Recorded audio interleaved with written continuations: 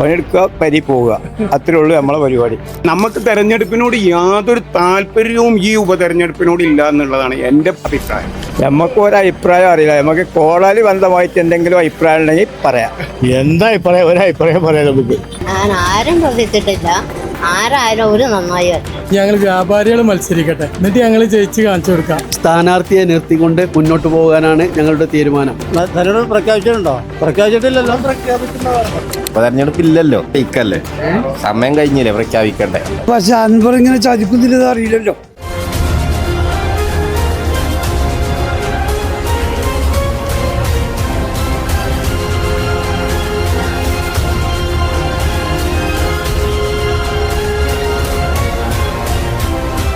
Gulf Media 24, the complete by-election details from Nilambur.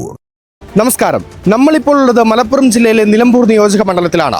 Kerala രാഷ്ട്രീയം ഏറെ ചർച്ച ചെയ്തുകൊണ്ടിരിക്കുന്ന, കേരള രാഷ്ട്രീയം ഉറ്റുനോക്കിക്കൊണ്ടിരിക്കുന്ന നിലമ്പൂർ മണ്ഡലത്തിലെ ഉപതെരഞ്ഞെടുപ്പുമായി ബന്ധപ്പെട്ട് നിലമ്പൂർ മണ്ഡലത്തിലെ വോട്ടർമാരുടെ പ്രതികരണം തേടുകയാണ് ഗൾഫ് മീഡിയ 24. കാണാം നിലമ്പൂരിലോട്ട്. Gulf Media 24, the complete by-election details from Nilambur. നടക്കില്ല എന്ന് പറയുന്നുണ്ട്. അടുത്ത വർഷം അനുഭവമാണ്. ഏയ് അതിനെ കൊണ്ടൊന്നും ഒന്നും വരില്ല. അയാളെ കൊണ്ടൊന്നും ഇടത് വർഷത്തിൽ ഒന്നും സംഭവിക്കില്ല. ഒഴിഞ്ഞു പോക്ക് അതിനെ കൊണ്ടൊന്നും സംഭവിക്കില്ല. ഈ ആര്യാടൻ ഷൗക്കത്ത് LDF പ്രതീക്ഷിക്കുന്നുണ്ട് അടുത്ത്? ഇല്ല, പ്രതീക്ഷിക്കില്ല. നല്ലൊരു മത്സരം തന്നെ നിലമ്പൂരുണ്ടാവും. നല്ലൊരു മത്സരം ഉണ്ടാവും. ഇപ്പൊ പ്രവചിക്കാൻ കഴിയാത്ത അവസ്ഥയിലാണ് നിൽക്കുന്നത്. ചിലപ്പോ റോയി ആണെങ്കിലും ഷൗക്കത്താണെങ്കിലും ഒന്നും പറയാൻ പറ്റാത്ത അവസ്ഥ. കാരണം അൻവർ പോയത് കൊണ്ട് ഇടത് വർഷത്തിന്റെ ഇത് നിലനിൽപ്പ് എന്താന്ന് പറയാൻ പറ്റില്ല. ഇവനം സ്വതന്ത്രനാണ് പിന്നെ നിർത്താൻ പോണത്. ഇനി ജനങ്ങൾ അതിനെ സപ്പോർട്ട് ചെയ്യാണല്ലോ. ഓക്കെ, ജനങ്ങളുടെ ഇഷ്ടമാണല്ലോ എല്ലാം. ഇതൊരു അനാവശ്യമായിട്ടുള്ള ഉപതെരഞ്ഞെടുപ്പാണെങ്കിൽ പോലും നിലമ്പൂരിന് ഒരു തരത്തിലെ അനുഗ്രഹമാണിത്. നിലമ്പൂരിനെ കുറിച്ച് മറ്റുള്ളവർക്ക് കൂടുതൽ അറിയുന്നതിന് വേണ്ടിയും, അതുപോലെ നിലമ്പൂരിലെ പരാധീനതകളെ കുറിച്ച്, നിലമ്പൂരിൻ്റെ ബൈപ്പാസില്ലാത്തതിനെ കുറിച്ച്, അതുപോലെ ആശുപത്രിയുടെ ദയനീയാവസ്ഥയെക്കുറിച്ച്, റെയിൽവേ അണ്ടർപാസിൻ്റെ വൈകുന്നതിനെ കുറിച്ച്, ഇതൊക്കെ പുറം ലോകങ്ങളിലെത്തിക്കാനും അതുപോലെ തന്നെ അങ്ങനത്തെ കാര്യങ്ങൾക്കെല്ലാം ഇത് വളരെ സഹായകരമാണ്. അതേപോലെ നമ്മുടെ നാടിൻ്റെ കാന ഭംഗിയും നാടിൻ്റെ ഭംഗിയെല്ലാം തിരിച്ചറിയുന്നതിന് വേണ്ടി മറ്റുള്ളവർക്ക് കാണിച്ചു കൊടുക്കാനും ഈ ഉപതെരഞ്ഞെടുപ്പ് സഹായകം. അതേസമയത്ത് നമ്മുടെ ഖജനാവിൻ്റെ സാമ്പത്തിക നഷ്ടം മറ്റൊക്കെ വെച്ച് നോക്കുമ്പോൾ ഇതൊരു ബാധ്യതയാണ് ഇലക്ഷനിൽ. PV അൻവറിന്റെ ഭരണം എന്ന് പറയുമ്പോൾ ചില കാര്യങ്ങളൊക്കെ നല്ല കാര്യങ്ങളൊക്കെ ചെയ്തിട്ടുണ്ട്. വികസനം, റോഡിന്റെ വികസനമൊക്കെ അതിന്റെ ഭാഗമായിട്ട് ചെയ്തിട്ടുള്ളതാണ്. നല്ലൊരു ടൈറ്റ് മത്സരം നിലമ്പൂരുണ്ടാവും, പ്രതീക്ഷിക്കാം. കാത്തിരിക്കല, അത് അടിച്ചേൽപ്പിച്ച ഇലക്ഷൻ, ജനങ്ങൾ ആഗ്രഹിച്ച ഇലക്ഷനാണ്. കാരണം ഇനി അധികം കാലാവധി ഇല്ലല്ലോ. അത് വെറുതെ ഒരു പാഴ്ചെലവായിട്ട് ഉണ്ടാക്കിയ ഇലക്ഷൻ. നിലമ്പൂരിന് ഈ ഗവൺമെന്റിന്റെ ഒപ്പം നിൽക്കുന്ന ഒരു MLA ജനങ്ങളെ മേലടിച്ചേൽപ്പിച്ച തെരഞ്ഞെടുപ്പ് ആവശ്യമില്ല എന്നാണ് ഇപ്പൊ എന്റെ അഭിപ്രായം. ഇനിയിപ്പോ ഒന്നിച്ച് വരാനായല്ലോ അല്ലേ? അതന്നെ, ഇനിയിപ്പോ വരുന്നത് മതി. അങ്ങനെ രാഷ്ട്രീയത്തിന്റെ കടുംപിടുത്തം നമുക്കില്ല. എന്താ അഭിപ്രായം? നല്ല തന്നെയാണ്. പക്ഷെ അൻവർ ഇങ്ങനെ ചതിക്കുന്നില്ലെന്ന് അറിയില്ലല്ലോ. അതുകൊണ്ട് വന്നതാണുള്ളത്. ഈ തെരഞ്ഞെടുപ്പിലേക്ക് ഈ തെരഞ്ഞെടുപ്പ് വരേണ്ട ഒരു ആവശ്യമില്ല. പക്ഷെ അത് ജനങ്ങൾ എന്താ വേണ്ടത് ചെയ്യുമെന്ന് തന്നെയാണ് എൻ്റെ വിശ്വാസം. ഉപതെരഞ്ഞെടുപ്പ് ഉണ്ടാവുന്നില്ല, ആരും ഉറപ്പാ. അതായത് തെരഞ്ഞെടുപ്പ് എന്താണെങ്കിലും ആണല്ലോ, അത് ആവശ്യമാണ്. ഗവൺമെന്റ് ഇപ്പൊ തീരുമാനിച്ച് അടുത്ത മാസം നിലയിൽ പറഞ്ഞിട്ടുള്ളത്. അപ്പൊ അതുകൊണ്ട് നടക്കും. അതിനൊരു മറുപടി നിലമ്പൂർക്കാർ കൊടുക്കുന്നുള്ളതാണ് എൻ്റെ പ്രതീക്ഷ. LDF വരണം കേരളത്തിൽ, അതാണ് ഞങ്ങൾ ആഗ്രഹം. അത് തന്നെ, ഞങ്ങളൊക്കെ ഒരേ തന്നെ. LDF വരണം, തുടരണം. അപ്പോഴേ ഞങ്ങൾക്കൊക്കെ ക്ഷേമ പെൻഷനൊക്കെ കിട്ടുള്ളൂ. അല്ലെങ്കിൽ ആദ്യത്തെ മാതിരി അങ്ങനെ നിന്ന് പോവില്ലേ? വരണം, തുടരണം.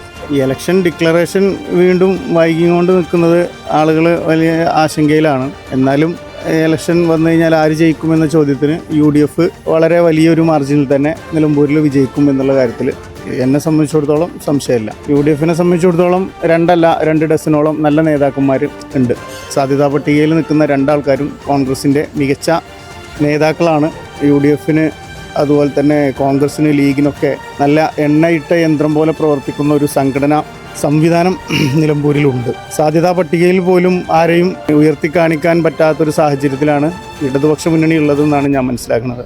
ആ ഒരു സാഹചര്യത്തിൽ സംസ്ഥാന സർക്കാരിൻ്റെയും കേന്ദ്ര സർക്കാരിൻ്റെയും ഒക്കെ ഭരണ മികവ് എത്രത്തോളം ഉണ്ടെന്ന് കൂടി എടുത്തു കാണിക്കുന്ന ഒരു ഇലക്ഷനായിരിക്കും ഇത്. എന്താ അഭിപ്രായം പറഞ്ഞാൽ ആദ്യ സ്ഥാനാർത്ഥികളെ ഇതാകട്ടെ, എന്നിട്ടല്ലേ പറയാൻ പറ്റുള്ളൂ. ഈ PV അൻവറിന്റെ പോക്ക് LDFനെ ബാധിക്കുമോ? ഇല്ല, ബാധിക്കൂല. ഇവിടെ 2 മുന്നണിയും മത്സരിച്ച് ജയിച്ചു പോയി. അതുകൊണ്ടൊന്നും കാര്യമില്ല. ഇനി ഞങ്ങൾ വ്യാപാരികൾ മത്സരിക്കട്ടെ, എന്നിട്ട് ഞങ്ങൾ ജയിച്ച് കാണിച്ചു കൊടുക്കാം. അതേ നടക്കുള്ളൂ. വ്യാപാരി വ്യവസായിന്റെ സ്ഥാനാർത്ഥി ഉണ്ടാവും, 100% വിജയിക്കും, അത് ഉറപ്പാണ്. നിലമ്പൂരിലെ ഉപതെരഞ്ഞെടുപ്പ് ജനങ്ങളെ മേലെ അടിച്ചേൽപ്പിച്ചൊരു തെരഞ്ഞെടുപ്പാണ്. സ്വാഭാവികമായിട്ടും ഇടതുപക്ഷ സർക്കാരിൻ്റെ 8 വർഷത്തെ തുടർഭരണത്തിൻ്റെ ഭാഗമായിട്ട് കിഫ്ബിയിലൂടെയും അല്ലാതെയും ഒരുപാട് വികസന പ്രവർത്തനങ്ങൾ നിലമ്പൂരിൽ തുടക്കം കുറിക്കുകയും പൂർത്തീകരിക്കുന്ന ഒരു ഘട്ടത്തിലാണ് ഒരു ഉപതെരഞ്ഞെടുപ്പ് ജനങ്ങളെ അടിച്ചേൽപ്പിച്ചിട്ടുള്ളത്. സ്വാഭാവികമായിട്ടും അതിൻ്റെ പ്രതിഫലനം ഭരണ നേട്ടങ്ങൾ എന്തൊക്കെയുണ്ടെങ്കിൽ അത് ജനങ്ങളിൽ ചർച്ച ചെയ്യണം. ഇനിയും ഒരു സർക്കാരിന് വോട്ട് ചെയ്യാനുള്ള രീതിയിലുള്ള പ്രവർത്തനത്തിൽ ജനങ്ങൾ മുന്നോട്ട് വരണം. പക്ഷേ ഇപ്പോഴത്തെ സാഹചര്യത്തിൽ തിരഞ്ഞെടുപ്പ് ഉണ്ടോ ഇല്ലേ എന്ന് പോലും നടത്താൻ മനസ്സിലാക്കാൻ പറ്റാത്തൊരു സാഹചര്യത്തിലാണ് പോകുന്നത്. അത് നല്ല രീതിയിൽ ജനങ്ങൾ പ്രതികരിക്കണം എന്നാണ് എനിക്ക് പറയാനുള്ളത്. നിലമ്പൂർ ഈ ഉപതെരഞ്ഞെടുപ്പ് ഇപ്പോൾ നിലവിലിപ്പോൾ നമുക്ക് സ്ഥാനാർത്ഥികളൊന്നും നിർണ്ണയിച്ചിട്ടില്ല. അപ്പോൾ ഉപതെരഞ്ഞെടുപ്പ് ഉണ്ടോ ഇല്ലത് ആദ്യം തീരുമാനിക്കട്ടെ. ഉണ്ടെങ്കിൽ തന്നെ ആർക്കായിരിക്കും സാധ്യത LDFിനാണ് കൂടുതൽ സാധ്യത കാണുന്നത്. കാരണം ഇപ്പോഴത്തെ പിണറായി വിജയൻ്റെ സർക്കാരിൻ്റെ ആ ജനമുന്നേറ്റ യാത്രയും പിന്നെ അതേപോലെ ഇവിടുത്തെ വികസന മുന്നേറ്റങ്ങളും പിണറായിനെ ഇവിടെ ഉയർത്തിക്കാട്ടിക്കൊണ്ട് ഇടതുപക്ഷത്തിനാണ് കൂടുതൽ ചാൻസ് കാണുന്നത്. 33 കൊല്ലത്തോളമായി നിലമ്പൂർ ബൈപ്പാസിന് വേണ്ടി ഞങ്ങൾ കാത്തിരിക്കുകയാണ്. ഇരകളായ ഞങ്ങൾക്ക് യാതൊരു വിധ ആനുകൂല്യങ്ങളും സർക്കാരിൽ നിന്നോ മറ്റിതര പാർട്ടികളിൽ നിന്നോ ഞങ്ങൾക്ക് ലഭിച്ചിട്ടില്ല. അതുകൊണ്ട് ഇപ്രാവശ്യം ഞങ്ങൾ വോട്ട് ബഹിഷ്കരണം എന്ന പരിപാടി നിർത്തിയിട്ട് വോട്ട് ഇലക്ഷനിൽ സ്ഥാനാർത്ഥിയെ നിർത്തിക്കൊണ്ട് മുന്നോട്ട് പോകാനാണ് ഞങ്ങളുടെ തീരുമാനം. ഞങ്ങൾക്ക് ഞങ്ങളുടെ അക്കൗണ്ടിൽ ക്യാഷ് ലഭിച്ചാൽ മാത്രമേ ഞങ്ങൾ ഇതിൽ വിശ്വസിക്കുകയുള്ളൂ. അല്ലാതെ എത്ര കോടി പാസ്സാക്കിയാലും 250 കോടി പാസ്സാക്കിയാലും 300 കോടി പാസ്സാക്കിയാലും ഞങ്ങളതിൽ വിശ്വസിക്കുന്നില്ല. ഞങ്ങൾക്കതിൽ യാതൊരു വിശ്വാസവുമില്ല. അതുകൊണ്ട് ഞങ്ങൾ സ്ഥാനാർത്ഥിയെ നിർത്തി മുന്നോട്ട് പോകാനാണ് ഞങ്ങളുടെ തീരുമാനം. അതിൽ ഞങ്ങൾ ഉറച്ചു നിൽക്കുന്നു, യാതൊരു മാറ്റവുമില്ല.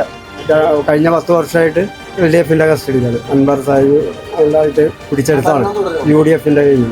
ഭരണം തുടരണമെങ്കിൽ UDF തിരിച്ചു വരും. UDFിൻ്റെ മണ്ഡലമാണ്. അങ്ങനെ UDF തിരിച്ചു വരണമെന്നുണ്ടെങ്കിൽ നേതാക്കന്മാരെ അവിടെ കിടന്ന് തമ്മിലടിച്ചിട്ട് കാര്യമില്ല. വോട്ടർമാരെ നിരാശരാകും. അത് അവർ ശ്രദ്ധിക്കണം. അങ്ങനെയാണെങ്കിൽ UDF തിരിച്ചു. വികസനം ഉണ്ടായിട്ടാൽ വികസനം ഉണ്ടായിട്ടുണ്ട്, മാറ്റങ്ങൾ പറയാൻ വന്നിട്ടുണ്ട്. നമുക്ക് തെരഞ്ഞെടുപ്പ് പറഞ്ഞ ഒരു ആവേശമൊക്കെയാണ്. പക്ഷേ ഇത്തരം അടുപ്പിച്ച് വരുന്ന തെരഞ്ഞെടുപ്പ്, ആദ്യം ലോകസഭ കഴിഞ്ഞു, വീണ്ടും ലോകസഭ, നിയമസഭ കഴിഞ്ഞു, അദ്ദേഹം വീണ്ടും രാജിവെച്ചു. അദ്ദേഹത്തിന് ഈ ഒരു കൊല്ലം കൂടി അവിടെ ഇരിക്കായിരുന്നു എന്നുള്ളൊരു അഭിപ്രായമാണ് എൻ്റെ വ്യക്തിപരമായ അഭിപ്രായം. കാരണം ഇതൊക്കെ ജനങ്ങളുടെ നീതിപ്പണം, ഇവർക്ക് ആർക്കും ഒരു നഷ്ടം വരുന്നത്. ഇതാ ഈ കാണുന്ന റോഡ് പൈസ ഇല്ലായിട്ടാണ് ആ ചാല് കിടക്കുന്നത്. ഞങ്ങളുടെ ഈ സ്ഥാപനത്തിൻ്റെ മുന്നിൽ ഒരു ബൈക്ക് നിർത്താൻ പോലും സൗകര്യമില്ല. അദ്ദേഹത്തിൻ്റെ വികസനം, ഈ രാജിവെച്ച MLAൻ്റെ വികസനം, ആ തെരഞ്ഞെടുപ്പ് കൊണ്ടുവരുന്ന അദ്ദേഹം ഇതിന് തയ്യാറാവേണ്ടിയിരുന്നു. ഞാൻ അദ്ദേഹത്തിന് വോട്ട് ചെയ്തതാണ്. എന്താ നമുക്ക് ആര് വന്നിട്ടും കാര്യമില്ല. നമ്മൾ നയിച്ചെങ്കിൽ നമ്മൾ ഇന്നല്ലാതെ വേറൊരു കാര്യമില്ല.